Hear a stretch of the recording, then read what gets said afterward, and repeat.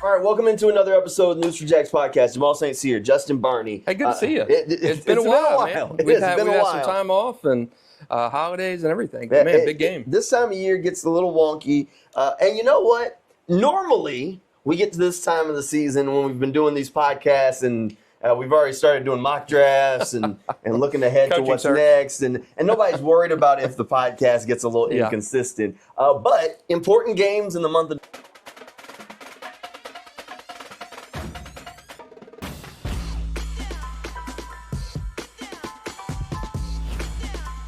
December.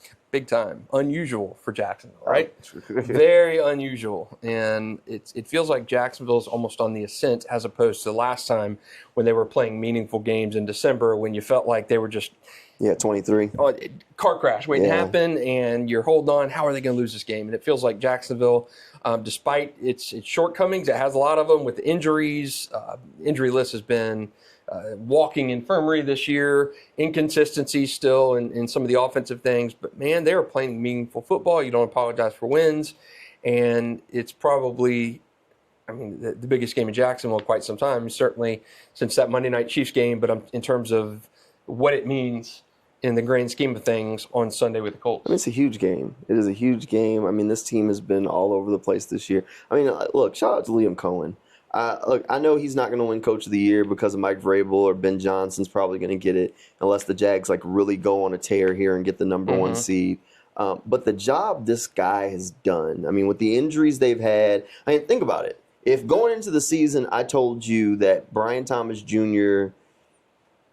was not on par for what this type of season that we expected him to have, and that is he even on the roster anymore?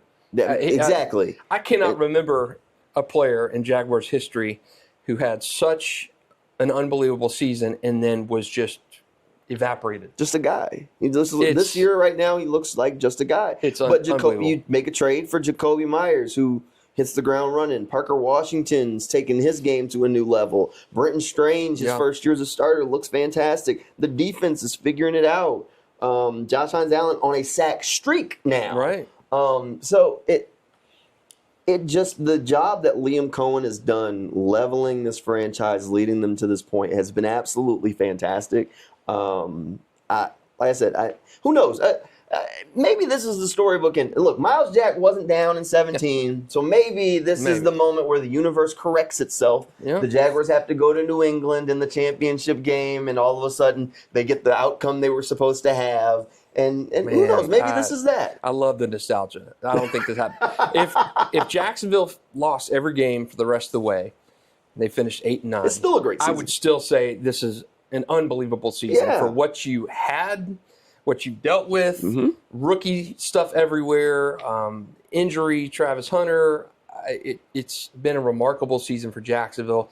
Even if, and I said they would finish at best 9-8, I think I'd pick 7-10, 8-9 as a more likely record. So to me, if you finished 8-9, this would be still a wildly successful season for Jacksonville. The fact that you are playing with house money right now, to me, is just in reflection on this coaching staff and how they've been able to get the most out of a roster that significantly underachieved a year ago, and even 2 years ago, when how that they imploded, and to do it with, like I said, the injury losses, the shuffling all the time, the offensive line with injuries and people going down. It's just been a really good job from a program, franchise building coach, coaching staff, EVP, everybody.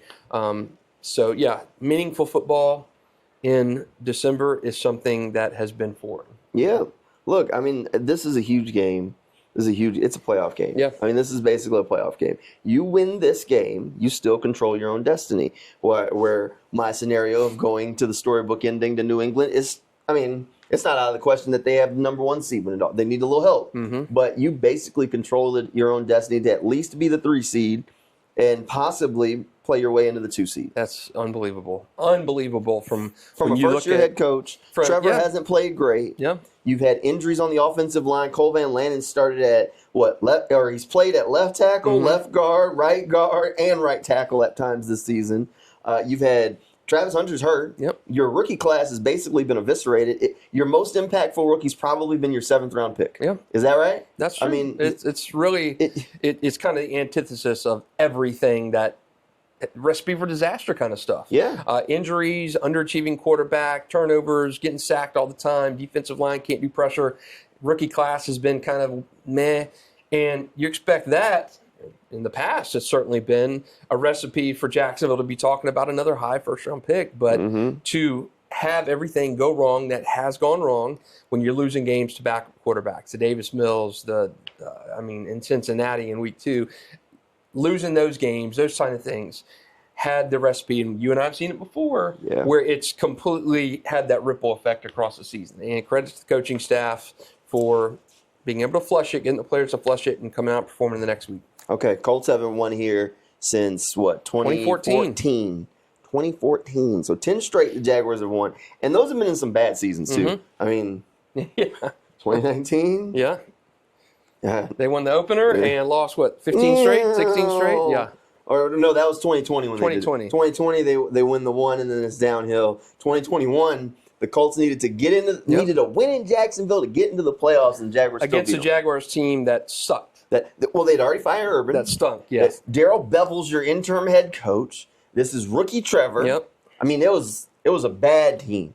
A bad team. And this is a playoff. I mean, this is a really good Colts team. Yep. That just needed a win. All they needed to do. Yep. For whatever reason, this streak, it's got to be one of the most, insane streaks in football. I asked Jordan Lewis in the locker room, I said, have you ever been a part of a streak that's lasted 10 years? And he goes, what's lasted 10 years? So they're not talking about it on the team. It's for whatever reason, it's been difficult to win here. I remember the year when Fred Taylor and Mojo had an unbelievable, just an obscene day running the ball, and Mojo had a punter kickoff return TD, and Jacksonville just absolutely just starched the Colts. They win the Super Bowl that year. Yeah. So there's just so many things that have gone wonky in the series, especially in Jacksonville, that it leads me to believe, and you and I both picked them to win this week, it leads me to believe that it's going to happen again on Sunday because Daniel Jones is struggling. He looked like an MVP he's got a candidate. Fractured leg. Yeah, he's got a break in his leg. You've got things that the Colts are struggling at this point of the season, and you feel Jacksonville has really already gone through the fire of the schedule. You played the Texans twice. I wouldn't want to see the Texans again right now if you're Jacksonville. I'd much rather see the Colts twice and the Titans again rather than the Texans once, because the Texans are the team that scares me the most in that division. I mean, the Texans are getting hot. Texans are getting hot. I don't know. Look, one way or another, you want to win the division. So you see the Colts twice the rest of the way. You can beat them both times, and you're in control. Yep. I don't know. This is the first step. All right, so you said it. You feel like they're going to win? I feel like they're going to win. History, and I know people say, the streak, different year, Liam Coen. We're not worried about it. There is something to be said about that. Players know the streak. Yeah. Players know the streak. And I remember in high school football, there was a perfect example of this. St. Augustine had beaten Bartram Trail. I know it's high school as opposed to NFL. There's something to be said about St. Augustine had won 17 in a row over Bartram Trail. And I asked the Bartram coach at the time, I said, what about the streak? I know people ask about the streak, and the streak is real. It is. In all sports. And I know coaches shrug it off. There is something to be said in the tenseness and chaos of the fourth quarter of a game. Yep. And you just know it creeps in. Hey, we've won 10 in a row in this series, or 15 in a row in this series. Players know, coaches know, fans certainly know. Yeah, it's real. I mean, when I was in high school, I moved to Georgia, and I was at Sprayberry High School. And we were playing Marietta, and they have an M on their helmet. And the coach was like, they don't have no Superman S on their helmet, boys. Why are you playing like you're going to lose the game just because we've lost every year? I'm like, this is bad. So, but that's what it is. And we did lose that game, moral story. But the streaks matter. They do. It creeps in just in that quiet. And no matter what they tell you, it does. I mean, even Trevor, Alessandra asked Trevor about, does it feel different this time of year when you're in the hunt as opposed to in a year where it's falling apart in December? And he was like, yeah, honestly, it does. Because he said, you try and give your best even in those years, but when you're in the hunt, it just feels better. Yeah. There's just a different level that goes to it. And there's energy. Even being like out on our tailgates on Sunday morning, shameless plug, 11 to noon at the Slab.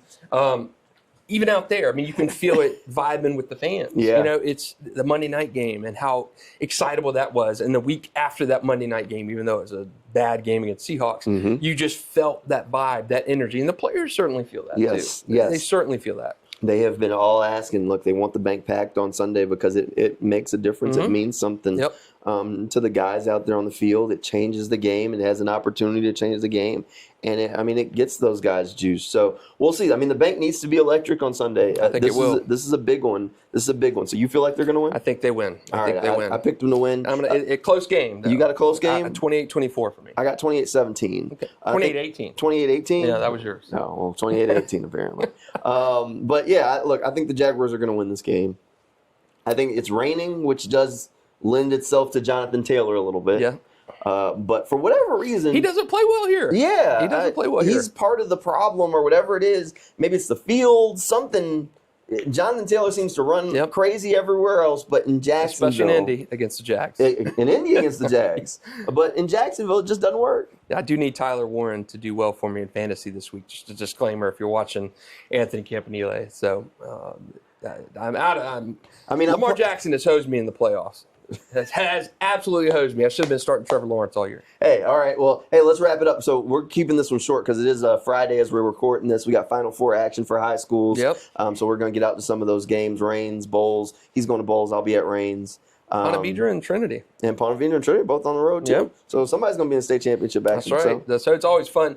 I haven't done this in a while, but going around and asking every December when it would get to Final Four state championship time, I would go in the Jaguars locker room and ask those guys about their time in high school. I remember talking to Kyle Brady and Fred Taylor just about their times in high school, and you would get such good memories from those guys come playoff time. Maurice Jones-Drew and Mercedes Lewis at their press conference back when they were both drafted in the same draft. Yeah. Mercedes Lewis said, "Hey, why don't you go ask Mojo about De La Salle?" So they both played in high school back in there, and asked Mojo about it, and he said, "No, I'm not talking about that. I'm not talking about that," because Mercedes Lewis had the head-to-head, and it was still a point of contention for Mojo, the high school game between those guys. I mean, we asked Dewey Wingert earlier this year. He gave us a really good answer. I don't know if you saw that one. I saw the not Liam Coen, but I did see Liam Coen and Gladstone stuff you and Kyle did. Yeah, we went and dug out Gladstone's high school highlights. Logan Cook. We asked Logan Cook about it not long ago. We had Antonio Johnson, who was reminiscent apparently his high school team. He was a wide receiver on his high school team too. He said, just throw it deep to me. I wanted to ask Colin Saunders about his high school because he was a big boy playing running back. You have to travel. Well, now he's gone. But when he was a Jag, that was on the list of things to do, was to get him on that. But Dewey was really good. Dewey was like, a running back and like a wing T. He had something like 36 touchdowns as a senior or something. He went crazy. That's impressive. Crazy season. All right, that'll pretty much do it for us for this News4JAGs podcast. Hey, big game at the bank on Sunday. We'll try and get back on a little bit more of a regular clip on this as we get closer and closer to playoff mode. Man, playoff. We had Thanksgiving and time off. I've been sick, and it's not. Yeah, we'll get back on track. We'll get back on track. We appreciate you guys hanging out with us for this episode of the podcast, and we'll see you next time.